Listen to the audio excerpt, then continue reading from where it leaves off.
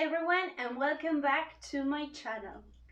Today we are going to talk about punctuation, commas, how we use them, when we use them, why we use them. But before we move on, click on the subscribe button so we can continue learning English together. Ready? Okay. We use commas to separate or divide parts of a sentence in order to make their meaning clear and the sentence easier to read. The comma marks a brief pause in the sentence. So, in order to understand the use of a comma and improve your writing, I'm going to teach you today 8 basic rules. Rule number 1, use a comma to separate independent clauses. Use a comma before a coordinating conjunction like and, but, yet, so, or, when it joins two complete ideas. For example, he walked down the street and then he went home. You can go shopping with me or you can go to the movies alone. Second rule, use a comma after an introductory clause or phrase.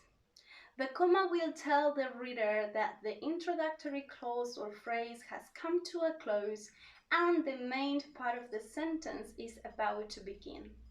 For instance, after the meeting was over, the staff was exhausted. While getting ready for bed, Susan heard a knock at the door. Rule number 3, use a comma between all the items in a series. A series is a group of 3 or more items having the same form and function in a sentence. We thought about apples, oranges, and bananas for tonight. This is a series of words. The instructor looked through his briefcase, through his desk, and around the office for the lost book. This is a series of phrases, for example. We also use commas to enclose clauses that are not essential to the meaning of a sentence. These not essential clauses are called not restrictive. So, for example, in the sentence, John, who spent the last 3 days fishing, is back on the job, who spent the last 3 days fishing is a non-restrictive clause.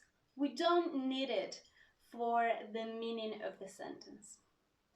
But if I say the gentleman who is standing by the fireplace is a well-known composer, who is standing by the fireplace is a restrictive clause. I need it for you to know whom I'm talking about. Use a comma to set off appositives. An appositive is a noun or a noun phrase that renames a nearby noun. They add non-essential information. For example, the New York Jets, the underdogs, surprised everyone by winning the Super Bowl. Rule number 6. Use a comma to indicate direct address. When the speaker in a sentence names the person to whom he is speaking, this addressing of his audience is called direct address. In writing, this is indicated by the use of a comma or commas. For instance, John, you are right. I think, John, you are right. We also use commas to set off direct quotations. If a speaker in a conversation is identified, his name or noun used to refer to the speaker and the verb that refers to his speaking are enclosed within commas. Mary said, I dislike concerts because the music is too loud.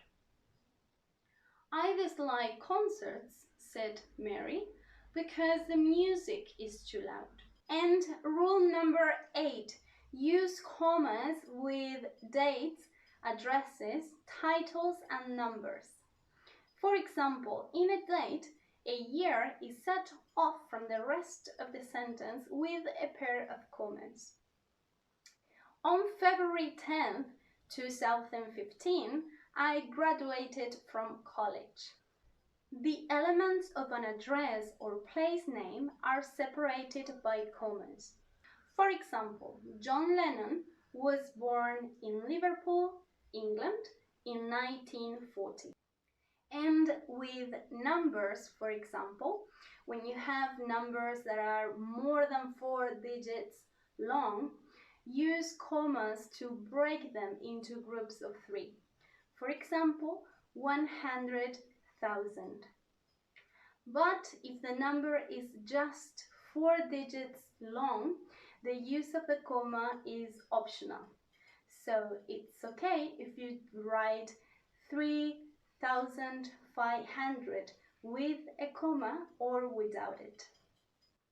And that's all for today. Woohoo! In the description box, you have some sentences for practicing all these rules, and I will be replying to your comments. If you're not following me on Instagram yet, please do, because I have a surprise coming soon. You will find the link to my Instagram in the description box as well. And I will see you next week. Bye!